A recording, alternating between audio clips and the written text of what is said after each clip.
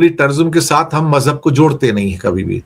ये पूरी दुनिया में कहा जाता है कि टेररिज्म इज टेररिज्म, उसका कोई मजहब नहीं होता। टेररिज्म अपने आप में एक मजहब है, लेकिन साथ में ये भूल गए कि अगर वो इस्लामिक था तो जो बचाने वाला अहमद था वो भी तो इस्लामिक था ना।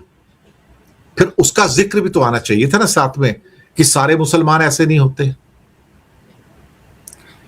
लेकिन हमारी जिल्लत क्या हो गई कि दोनों हिंदुस्तानी, एक Australian passport holder of course, Bharat को धमकियां मिलना शुरू हो गई है। ऑस्ट्रेलिया से भी मिल गई है और दोस्तों अमेरिका से भी मिल गई है। अब ये कहा जा रहा है कि भारतीय टेररिस्ट ने ऑस्ट्रेलिया में नरसंहार किया है। और दोस्तों पाकिस्तानी मीडिया थू है कि जब इन पर वो बातें नहीं कर रहा, पाकिस्तानी मीडिया इन पर बात नहीं कर रहा, उन्होंने तो हमारे खिलाफ प्रोपेगेंडा किया था। आप सच्ची बात क्यों नहीं कर रहे? आप आज दुनिया को ये क्यों नहीं बता रहे कि भारत एक टेररिज्म की फैक्ट्री है? पाकिस्तान, कनाडा, यूएसए और अब ऑस्ट्रेलिया भी उसके टेररिज्म से बच नहीं पाया। और जहां तक मुसलमान की बात है, मुसलमान नहीं होते दोस्तों। एक दो हफ्ते पहले की बात है, एक हिंदू जो अपने आप को मुसलमान कहता था, लंदन फ्लैट में वो सवार थे, बरतानिया की फ्लैट थी, तो वो वहां पर उठता है और अल्लाह अकबर के नारे लगाकर कहता है कि मैं इस फ्लैट को बम से उड़ा दूंगा। अल्लाह अकबर के नारे सुनते ही लोग समझते हैं कि ये मुसलमान है, उसे दबोच लिया जाता है। लेकिन दो पढ़ती हैं तो पता चलता है तो ये तो कोई राम कुम्हार है, हिंदू है। ये दोस्तों आपको बड़ी अजीब बात लगेगी। हमारे पास तो कोई मुस्लिम का डेटाबेस तो है नहीं है कि हम पता चला सके कि ये मुस्लिम थे या नहीं थे।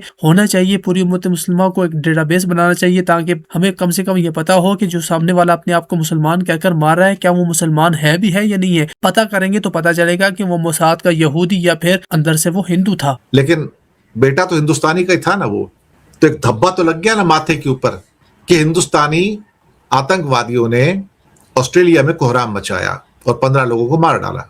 एक धब्बा ये भी लगा, ये भी मोदी राज में लगना था।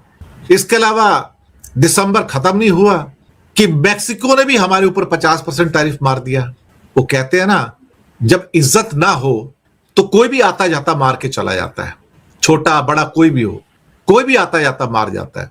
आते जाते अभी तो साल गुजरा नहीं, मैक्सिको ने मार दिया, उसे भी एक पत्थर उठाया मार दिया हमको। 50% टैरिफ लगा दिए 1 जनवरी से। क्या करोगे जब आपका राजा कमजोर होता है ना, आपका प्राइम मिनिस्टर कमजोर होता है, तो ये जिल्लत हमको झेलनी पड़ती है। अडानी जैसे अपराधी को बचाने के लिए अगर देश का राजा इतना नीचे उतर आए तो कोई क्या कर सकता है।